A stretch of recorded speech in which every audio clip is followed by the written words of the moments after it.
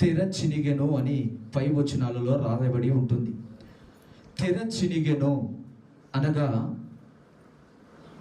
అప్పుడు పరిశుద్ధ స్థలము, అతి పరిశుద్ధ స్థలం అని మనము ఆ ఏలియా పాస్టర్ గారు మనకు ఒక పిక్చర్ను చూపించారు.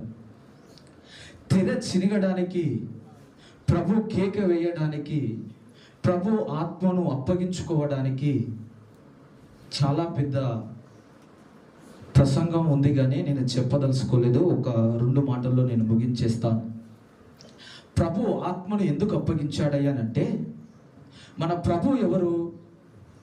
మన ప్రభు తండ్రి అయిన యెహోవా ఎవరు? ఆయనకు ఎందుకు అప్పగించాలి?